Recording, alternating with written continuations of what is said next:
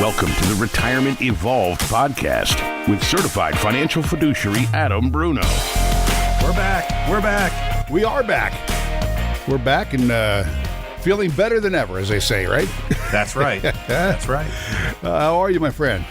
You know, Bill, it's been a great week. I'm still astounded by the media and some of the decisions by our leadership this week. But what else is new, right?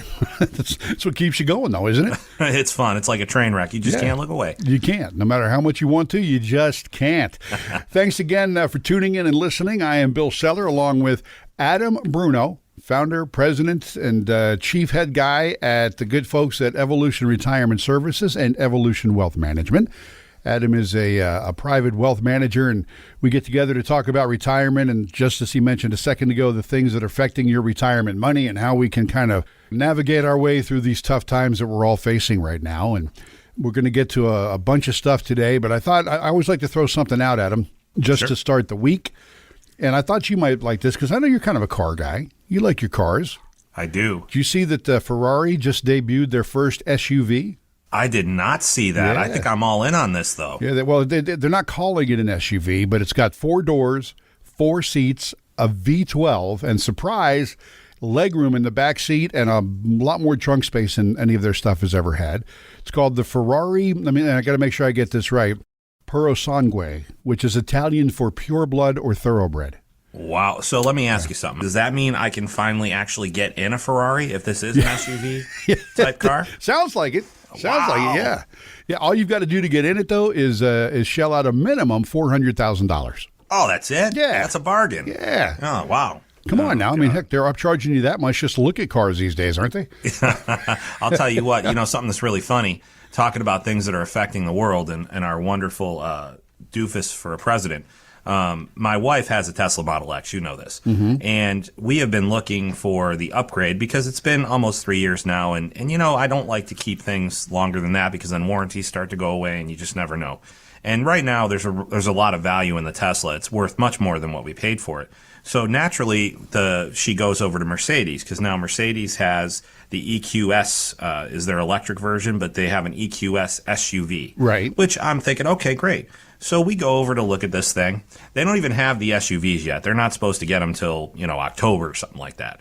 So of course we go and we look at the sedan version, and she's like, "Wow, this is great." And I'm thinking, this really is nice. It was, nice screens, nice horsepower, safety features were great. I'm thinking, this really is nice. So I'm looking at the sticker, and as we're walking up, somebody puts plus 25,000 in handwriting underneath the sticker, and I'm like, "What is this, a joke?" Yeah. Like they saw us looking at the car and it says plus 25,000. I said, and so Matt, our sales guy, I'm like, "Matt, what's going on with this? Did they see people looking at the car and decide to charge them more?" He's like, "No, that's our markup for any of the electric vehicles right now." I said, "Your markup? So you're saying I have to pay $25,000 more on top of the base price," which was like, I don't know what it was. I think it was $120 or something like that. Yeah, but $25,000 more in a markup, Bill, and they're doing it with all the electric vehicles. And get this, it's not even like a one price markup. It's some of these the inexpensive models, the ones that are 100 and 104. Those only have a 10,000 markup. Yeah, the cheap ones. Yeah, the cheap ones. They have a 10,000 markup. So I'm thinking to myself, wow. And then Biden's out there telling people, well, you're getting a $10,000 tax credit for buying an electric car that's made in America, right? Which the Mercedes, believe it or not, is. All the electric stuff right now is being built in America. So now you've got this $10,000. I wanted to say, but Mr. Biden, are you going to erase my markup on the car? Because from what I hear, it's not just Mercedes. Everybody is doing some sort of markup on these electric vehicles. Yeah, and I'm not sure why. Well, they say it's supply and demand, right? But at this point, I question that because here's what happened. We looked at a sedan, and this was about 4 weeks ago. Now, yesterday, Matt calls me and says we finally got the SUV, and he brought it over for us to look at and everything. So obviously, this whole supply and demand thing is kind of a little bit of hot garbage. When Mr. Biden says you're getting a $10,000 rebate, it's probably coming from the dealer. Well, he's probably making the dealer give it credit, back. Right? Well, I bet you the dealers get incentives though. And then they turn around and they sell it for $25,000 more. Well, we've talked about that though, right? With everything that's going to be better because we're taxing companies or we're doing this, who's paying for that? eventually it's us. It's Absolutely us, the consumer. correct, my friend. So, yeah. It's crazy times. Well, I'm kind of sorry I brought it up now, but there is a Ferrari SUV out there. I wonder if Ferrari has a mock-up. I mean, crap, for $180,000, I might as well look at a Ferrari. What's the difference at that point? Jeez. Now that you know you can fit in one. Well, I can't fit in the ones that I can afford. I'm sure it's the lower end models, and I'll have to break my own leg to get in the door or something. Oh man! Hey, listen. Before we get into what we're talking about today, we appreciate you listening, and if you get a chance, please hit the like, subscribe, follow, whatever the button is on the podcast player you have. We would very much appreciate that as we continue to grow the audience here. And one of the things that kind of occurred to me is that I always introduce you as a certified financial fiduciary. Right? You handle people's money. You help them get ready for retirement. You help them understand better ways to make sure that money hangs around. But what I've never really understood, what does fiduciary mean? Why do I care? Well, here's what I'm going to do, Bill. I'm going to tell you from somebody behind the curtain. So I'm going to peel back that curtain for everybody that is looking at investments or talking to investment advisors, air quotes. Here's the real truth of it. Fiduciary is the word. It's the hot word right now. It's what everybody is saying. Well, I'm a fiduciary. I operate in a fiduciary manner. So a fiduciary, the definition of fiduciary is somebody who puts their families or their clients' needs above their own, right? So if we think about that general term, it's a very loose term, right? But when we apply it to the financial world, you get guys like Fisher on TV, Fisher Investments, using this word. No, we're fiduciaries. We only make more money when our clients make more money. Well, let me explain how this works. Fisher just designs portfolios, right? And he'll use whatever. He'll buy different options, ETF strategies, things like that, all the hullabaloo. He's going to charge his families a fee based on how much money they invest with him. Fisher's average fee is 1.25%. That's the average fee. And it's a flat fee. Okay. Now, of course, all investments have internally some cost associated with them that you don't normally see, but they still come out of your performance. He's saying he's a fiduciary because he only offers clients the opportunity to manage their money, and he just charges one flat fee. All right. Now, in the commercial, it'll say, but you do sell commission products, don't you? And they'll say, no, never. Well, commission products are going to be insurance products, okay, or sometimes investments products as well. But specifically, the attack is made on the insurance products because when somebody purchases an insurance product, and I think we talked about this on our other podcast, right, Bill? We have those multi-year guaranteed annuities that are basically like CDs, right? Right. Right now, they're paying 4.5% on 5 years, right? So what happens is that generates a commission. Now, we never hear about those annuities because the commission is very small, like 1 or 2%. But there are other insurance products out there, other annuities, where the commissions can be anywhere from 8% all the way up to 12%, depending on what the product is, what it does. So what Fisher is saying is I'm a fiduciary because I don't offer commission products. But again, let's go back to the original definition of what a fiduciary is. Somebody who puts their clients' needs ahead of their own, right? So if somebody is only offering investments in the market, but no other types of strategies, I mean, aren't we kind of biased to put that money in the market then? And what if a family doesn't want all of their money in the market right now? Then you have to look to the insurance world. But by saying that you don't do insurance products because you're a fiduciary, well, that's not necessarily true. Because if you were a fiduciary, you would look at any tool in the toolbox to meet your client's goals, right? I mean, doesn't that make sense? Yeah, absolutely. So that's where the divide is. You get a lot of these families that go to these events or, seminars or webinars or whatever it is. And somebody always has a story about why they're a fiduciary. You might see somebody who's just offering annuity products and they're saying, well, I'm a fiduciary. I'm going to make sure that a portion of your money is safe, right? Mm-hmm. In their mind, they're a fiduciary. They're doing what's best for the client. Well, yeah, being safe is important, but what about the growth? What if we need growth? So then you get the other guy like the Fishers who say, well, we're going to grow your money and we're going to only charge you one flat fee. Very rare do you find people that do both, that operate in both spaces. And the reason that I became a certified financial fiduciary is I didn't want anybody bad-mouthing me and saying, well, Adam does, Evolution does offer, insurance products, and they do charge a commission. Let me tell you something about that commission. Let's say that somebody is in need of an annuity of some kind, and let's just say they do a fixed index annuity where the money's tied to an index and you can't lose any money, but you get a piece of the upside when the market goes up. All right. So I'm going to get paid, the company will get paid one time, let's say a 6% commission. Okay, Bill? And that's based on the amount of money they invest. Now, here's the thing, though. I have to service that. If you're good at your job, and if you're a person of integrity, I have to service that contract for the length of time that they have that contract for. So if it's a 10-year annuity, I have to every year look at it with them, discuss it with them, make sure we're in the right indexes. That's 10 years of work, right? So technically, I make more money if I'm managing somebody's money for 1.25 and I have a 10-year relationship with them. Right? Because yes, over time, okay. I'm going to make more money. Right. So who's the real fiduciary in that situation? That's why we can't define it by what you sell or what you don't sell. Because in that situation, if that person was a family member of mine for 10 years, I'm going to make way more money if I'm managing their money as opposed to making 6% up front right away. And that's what I mean by this. This whole argument of a fiduciary is somebody who does or doesn't offer in commission products.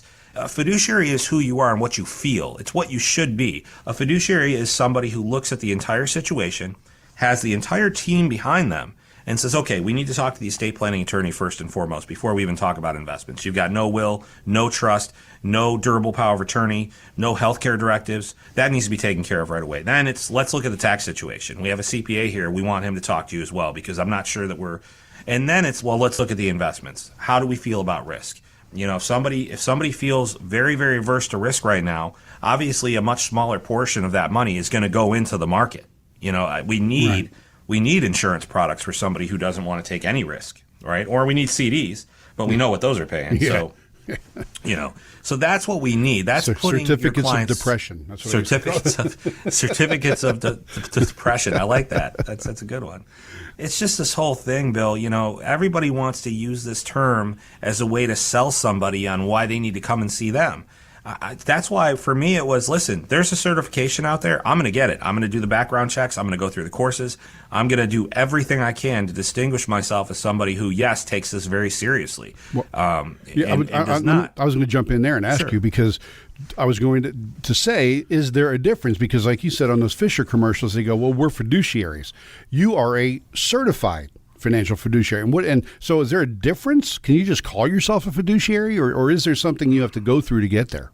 Technically, you're not supposed to be able to call yourself a fiduciary if you offer commission products. So it's basically him taking the opposite end of the rule, right? Because he doesn't offer any commission products, he must be a fiduciary, right? And the rule is, with FINRA, with the SEC, they've kind of tried to really tie down on this use of the term. For me, it was, listen, if there's a designation out there, like for me, I can say I'm a fiduciary because I went through the classes, I did the background checks, I've done everything I needed to do training-wise.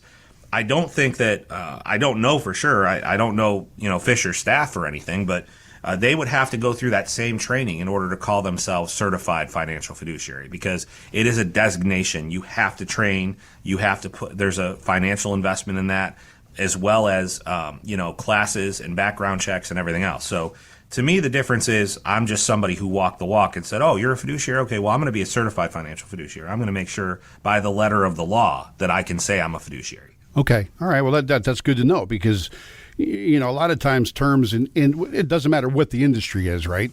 Right. The terms that sound good get tossed around sometimes, and some people have earned them and some people haven't. And it's good to know how you actually get there.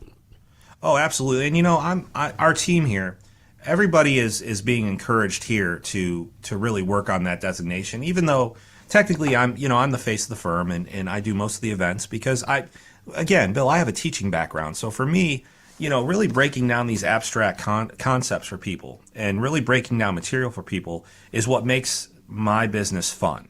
Other people like to go in the weeds and all these charts and all these numbers. I like to go from point A to point B. If this happens, this is what you have to worry about, right?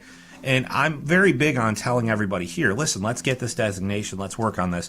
Unfortunately, we work on so many things and there's only so many hours in the day. I think my partner Kurt here, he's working on it right now.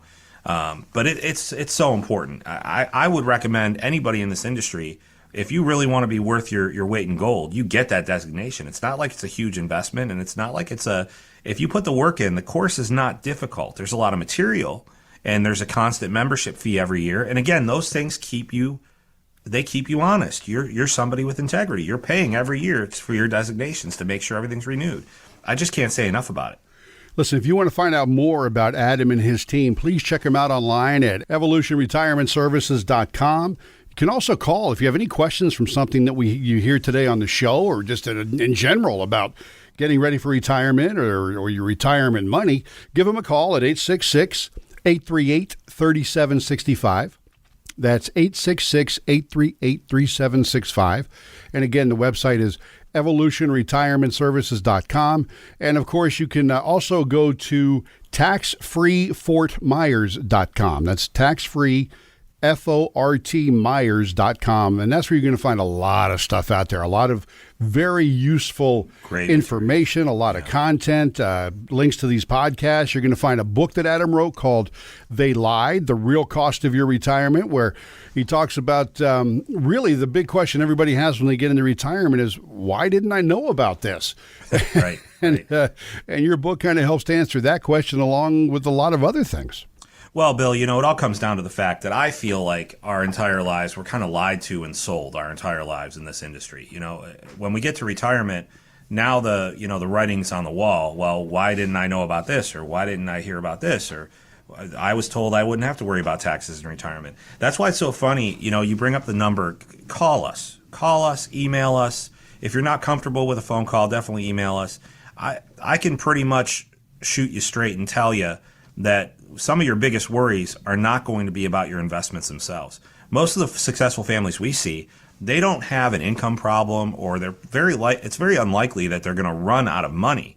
What they do have, though, is this lagging tax bill that just doesn't go away. And when we show them how much of potential taxes they're paying, Medicare surcharges, all the things that we don't think about, people are just amazed by that. And really, the podcast, the book, my conversations with you, they're about getting the message out. I feel like it's my responsibility. I am somebody who wants to change this industry, not just succeed in it. I think that there's a lot of people out there who have lost hope in this industry, and rightfully so. Rightfully so. I'm not going to argue with you at all. I'm sure if you're listening to this, you've had a bad experience with somebody. You've had somebody sell you something, somebody tell you to do something and it didn't work. What you didn't have was somebody sitting down, listening to the goals, and understanding the roadblocks that you're going to run into at this particular age group. And it's just, I can't say it enough. It's going to happen. That's why I think, getting your hands on this book, first of all, is a great thing, because Adam does go over a whole bunch of stuff in there, like what the difference is between investment counseling and actual wealth management, mistakes to avoid with your IRAs or 401ks, questions you should ask your advisor. And good Lord, please don't be afraid to ask questions. I mean, I'm truly amazed at people who, they'll question their kid's teacher. They'll question, why somebody's buying something at the grocery store. But when it comes to your money and you've got somebody else handling it, people tend to get shy, which they don't say a word. I don't understand. We'll hand our life savings to somebody and okay, yeah, that's fine. And we'll be so sullen about it, right? But a teacher gives our kid a C. We want to know what the heck's going on here, right? It's just like you said. It's crazy. Yeah, it is. And again, that book and more information, you can find all that at taxfreefortmyers.com. Make sure you spell out the word Fort, F-O-R-T. A lot of people don't. So. Right. And Bill, one more thing about this. I just want to make sure you probably already said it, but I want to make sure people know that book is absolutely no cost. I did not want to charge for that book when I wrote it. I didn't get into this to become a best-selling author. I got into this to make a change. Well, first I got into it to make money. I told them, everybody knows my story. I got in it because I wanted to make a lot of money. And then I realized the effect that we have and the change that we can actually make. So this book was designed to be free. Well, it wasn't designed that way. I wanted Amazon to offer it for a penny for the digital download, but they had to do it 99 cents or something. It was crazy. So what I did was I found a workaround, and I found a way that we could actually, whatever device you're on, your phone, your computer, your tablet, gosh, Bill, there's probably 50 more devices we could use, right? There's probably thousands of them that I don't even know about right now. Whatever device it is, though, if you just go to taxfreefortmyers.com and you put in your email address, the book will automatically download for you. And yes, you can expect some emails from us. What you can't expect is to get email blasted from us. You'll get some emails that are helpful, that are helpful hints that other families just like you are probably going through.